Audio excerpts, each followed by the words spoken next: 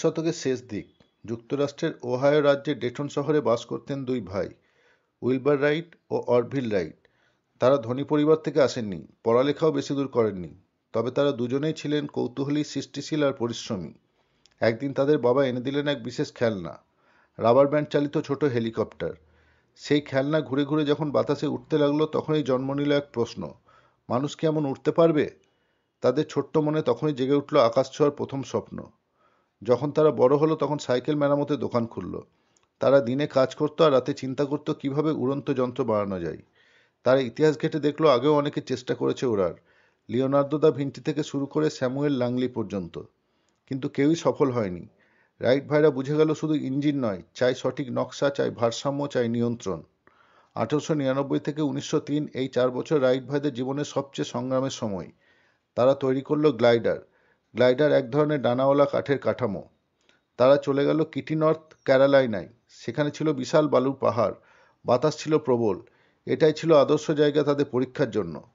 প্রথম দিকে তাদের গ্লাইডার চলেনি, ডানার ডিজাইন ভুল ছিল, নিয়ন্ত্রণ রাখা যাচ্ছিল না। কিন্তু তারা হাল ছাড়েনি। তারা প্রতিটি ভুল থেকে শিখেছে, প্রতিটি পরীক্ষা থেকে উন্নতি করেছে। রাইট ভাইরা ধাপে ধাপে সমাধান বের করলো, কিভাবে ডানা বাঁকালে ভারসাম্য থাকে, কিভাবে পাখার আকার হাওয়ার গতিকে কাজে লাগায়, এবং অবশেষে তারা তৈরি করলো একটি স্বয়ংক্রিয় ইঞ্জিন চালিত উড়ন্ত যন্ত্র, ফ্লায়ার ওয়ান। এই ফ্লায়ারে ছিল 2টি ডানা, একটি প্রপেলার এবং ছিল অরভিল নিজে চালানোর মতো কন্ট্রোল ব্যবস্থা। ঐতিহাসিক দিন 17 ডিসেম্বর 1903। সময় সকাল 10:35। জায়গা কিটি হক, নর্থ ক্যারোলাইনা। আকাশ মেঘলা, বাতাস বইছে জোরে। অরভিল রাইট উঠে বসেন ফ্লায়ার ওয়ানে। সবাই নিঃশব্দে তাকিয়ে। প্রপেলার ঘুরছে।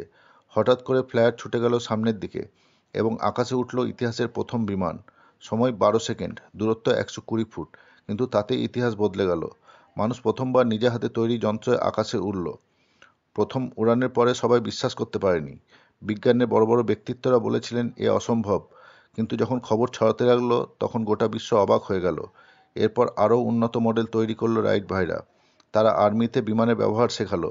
পরে যাত্রীবাহী বিমান তৈরি হলো। আজ যে আমরা কয়েক ঘন্টার মধ্যে দেশ বিদেশে ঘুরে আসি, তা সম্ভব হয়েছে সেই 12 সেকেন্ডের জন্য।